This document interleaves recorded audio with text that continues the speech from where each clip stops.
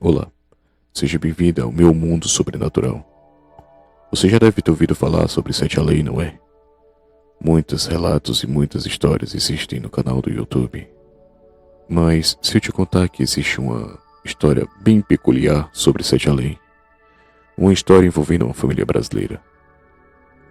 Uma família simples, que todo dia acordava, trabalhava pelo pão de cada dia e depois descansava sempre no final da noite. Em um certo dia, João, como toda manhã, acordou para ir trabalhar. Sua esposa Laura lhe deu um beijo e a sua filha Maria estava dormindo. Então, para não acordá-la, João foi até ela, no seu quarto, e deu um beijo no rosto. Se despedindo, parei para mais um dia de trabalho. Maria, a sua filha mais nova, acordou com um susto, chorando e gritando com medo. A mãe, desesperada pelo susto que tomou, foi até o quarto da filha e perguntou o que houve. Com os olhos cheios d'água e a criança tremendo, como se tivesse visto algo sobrenatural ou algo que lhe assustou de qualquer forma. Olhava para a mãe com os olhos cheios d'água e dizia: "Mãe, estou com medo." A mãe olhou para a filha e disse: "O que foi, Maria? Por que esse medo todo? Se agarre a Deus. Reze o Pai Nosso e Ave Maria, que esse medo vai embora." Ela olhou para a mãe e disse: "Mãe, nem mesmo com toda a reza, você vai poder me salvar." Com os olhos cheios d'água, a filha falava isso para a mãe, com uma cara assustada, e a mãe dizia: "O porquê, filha?" Ela falou que encontrou o carrasco de Sete Além. Um homem alto, mas tinha um rosto meio que deformado por algo. A sua mão esquerda era esquelética e seu peito estava aberto, dava para ver seus órgãos e também dava para ver os seus ossos. Maria disse todo o detalhe desse homem para sua mãe no sonho. Ele olhava para Maria no sonho e dizia: "Maria, não tenha medo. Você está em Sete Além, em sonho, mas vai estar aqui, em vida, em presente." Então Maria, mais uma vez, chorando, falava isso para sua mãe. A sua mãe, meio incrédula e também meio sem saber o que dizer, ficou assustada com aquele sonho dela, e ela disse: "Não se preocupa, minha filha, esse é só um sonho. Sonhos não se realizam assim. Nem todos os sonhos que a gente sonha são realmente detalhados para chegar a esse nível." Pois ela disse à sua mãe que passou muito tempo em Sete Além, mesmo dormindo a poucas horas dentro do quarto. Laura não estava entendendo nada e disse: "Filha, vá se ajeitar para ir para a escola. Tá começando a ficar tarde. Falamos sobre isso depois quando você voltar." Laura, a sua mãe, preparou seu lanche, ajeitou sua farda, organizou todo o seu material escolar para a filha poder levar para a escola. Antes da filha ir, a mãe de Laura colocou um texto em sua bolsa. Um texto que só a mãe sabia que tinha colocado lá dentro. Então, Maria se virou para a mãe e disse: "Abençoa, mãe." Laura abençoou a filha. As horas foram se passando e nada da Maria voltar da escola. Maria era para estar em casa a partir das 11 da manhã, mas já iam dar 2 da tarde. A escola não ficava tão longe dali, apenas 3 quarteirões de casa. Como Maria estava demorando tanto assim? Então a mãe saiu de casa, foi até a escola para procurar Maria. Chegando lá, perguntou à professora onde estava Maria. E a professora respondeu à mãe dizendo que a Maria não tinha aparecido na aula. A mãe ficou meio assustada e se perguntando: como assim a minha filha não apareceu na escola? Ela tinha saído de casa toda arrumada para vir para cá. O que aconteceu com ela? Laura saiu de casa desesperada procurando a filha em tudo que era canto. Não conseguiu encontrar. Teve que esperar o marido chegar do serviço. Quando deu 3 horas da tarde, o marido já estava em casa. Ele encontrou sua esposa aos prantos chorando, desesperada. Ela foi ao encontro dizendo: "João, socorro, socorro." A Maria sumiu Ela tinha saído para ir para a escola, mas não voltou mais. João saiu de casa apavorado, perguntando para todo mundo se tinha visto a sua filha. Perguntou para amigos, vizinhos e colegas, e ninguém tinha visto ela. Mas, por algumas informações que tiveram, uma pessoa tinha visto ela indo diretamente ao cemitério. Chegando no cemitério, eles procuraram a criança por todo que era canto. Não encontraram. Mesmo no cemitério, o pai se perguntava o porquê da filha estar fazendo no cemitério naquele horário. Mesmo depois de muito tempo procurando, eles não a encontraram. João já estava cansado. Ele se sentou em qualquer lápide que ele viu pela frente, se ajoelhou no chão depois e rezou a Deus, pedindo para que encontrasse sua filha. Ali mesmo no cemitério tinha uma igrejinha pequena, mas dentro dela havia um espelho bem grande. João foi até a igreja orar. Ele viu o espelho. Em frente ao espelho refletia um semblante de um homem triste, derrotado, que tinha perdido as esperanças e estava à procura do seu único amor. O homem, já desesperado, sem saber o que fazer, fechou o punho e quis aplicar um soco diretamente no espelho.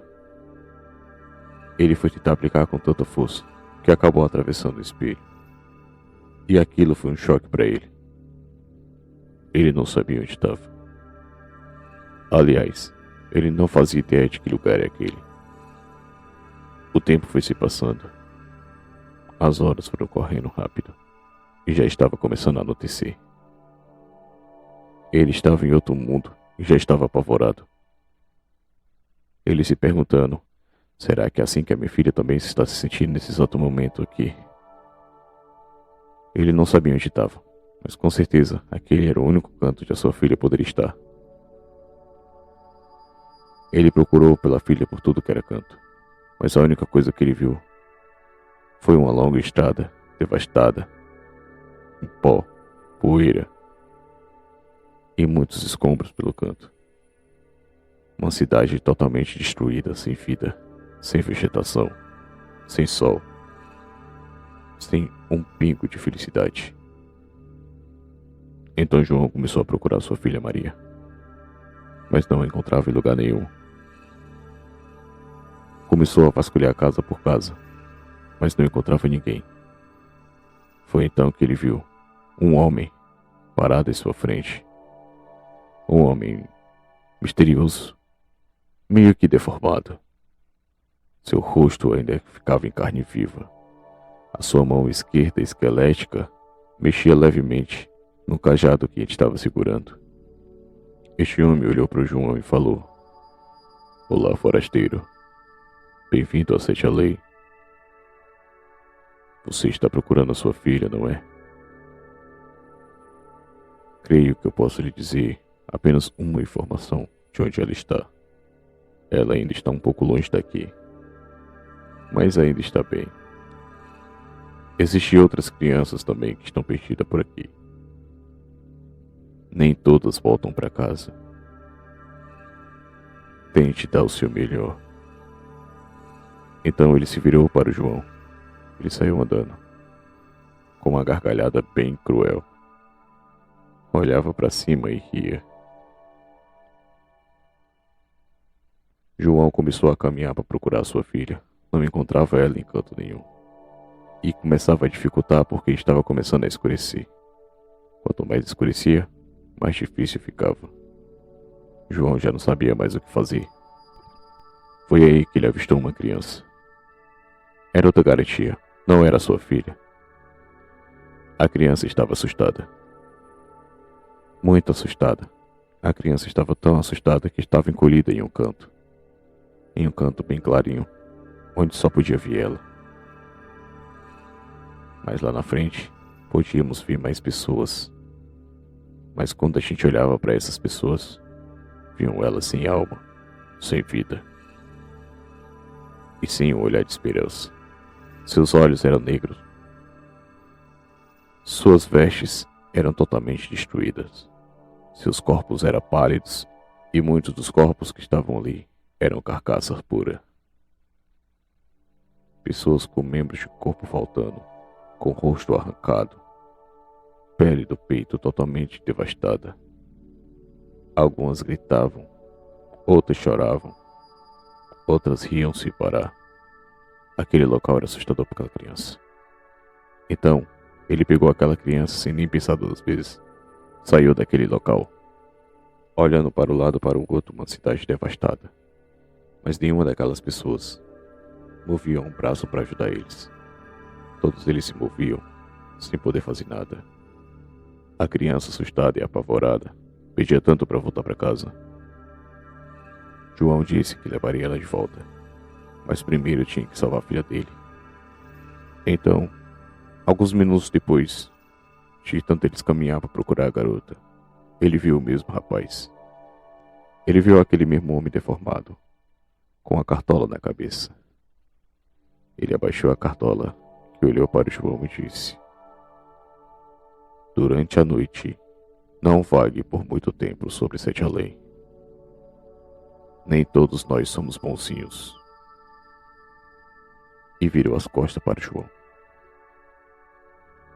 Saindo dali, João se perguntou o que ele queria dizer com isso.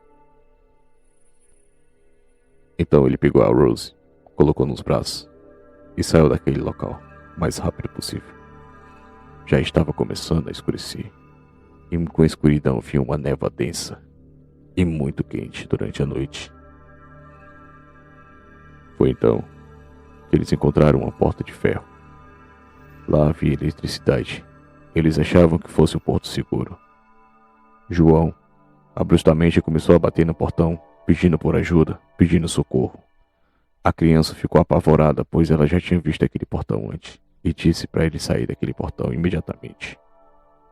Ela disse que não queria voltar para aquele local de jeito nenhum. O homem olhou para a criança e falou: "O quê?" Foi aí que eles ouviram um barulho de ferrolho se abrindo, e lentamente a porta de ferro foi se abrindo. De dentro da casa saiu dois homens grandes, com grande porte físico. Olhou para João, olhou para a garota. Ambos os dois começaram a rir, com uma risada bem maquiavélica. João não sabia o que estava acontecendo. E foi aí que tudo aconteceu. Algo pior. Um deles tinha um cutelo e tentou golpear João.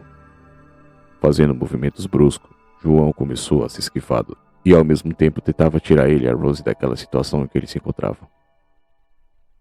Então eles conseguiram fugir daqueles dois. Em um desespero tão grande, eles tentaram matar a criança e o João. Rose estava com medo, apavorada, assustada, sem saber o que fazer. João estava tentando tirar ele e a criança daquela situação. Então eles tentaram pedir ajuda a outras pessoas que estavam lá em Sete Além. Mas um aviso para você que for parar em Sete Além: nunca peça ajuda a ninguém. Então ele viu várias pessoas se reunindo em um canto. Tentou pedir ajuda. E uma dessas pessoas foi uma mulher. Essa mulher aparentava ser bem bonita, bem atraente, com um olhar doce, uma voz sensual. Foi começando a cativar o João. João foi começando a perceber que Sete Além também poderia ser um local mais seguro para algumas pessoas que são daquele universo. Foi então que, quando ele virou as costas para tentar pegar Rose, uma pancada em sua nuca foi dada. Com um bastão de beisebol, a bela mulher nocauteia o João. João fica desmaiado no chão, apaga por alguns minutos. Depois de um tempo, João recorda suas memórias. Uma forte dor na cabeça. João se encontra em uma sala meio escura, com uma iluminação em cima da sua cabeça e amarrado, sentado em uma cadeira. Na sua frente, um espelho de dupla face. João podia ver quem estava do outro lado.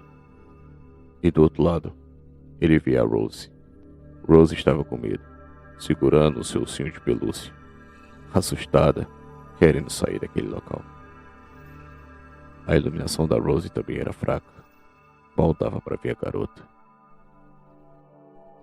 Então, a porta do quarto de Rose se abre e os dois homens que apareceram da última vez, quando abriram a porta de ferro, um estava com o cutelo, o outro apenas estava com a corda na mão.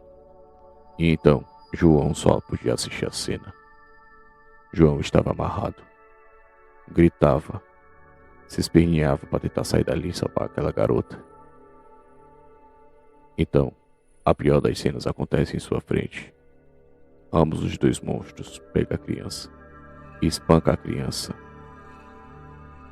A criança pede por misericórdia, chorando, pedindo para não fazer isso. Com o rosto cheio de sangue, a criança ainda chorava. Pedia a Deus, pedia por favor, e você só escutava os gritos. Grito, grito e grito. A criança se esperneava, gritava tanto que dava agonia na sua alma e na sua vista. E aí, uma das cenas acontece em sua frente. João não estava preparado para aquilo. Ambos os dois monstros rasgam a roupa da criança, abusam da criança em sua frente. E aquela cena, dois monstros rindo, abusando de um corpo de uma criança. João não aguentava ver aquela tortura psicológica em sua frente. Ele gritava, tentava sair daquele local. E então, de tanto gritar, de tanto fazer barulho, o quarto onde estava Rose fica em silêncio. As luzes se apagam por um breve momento.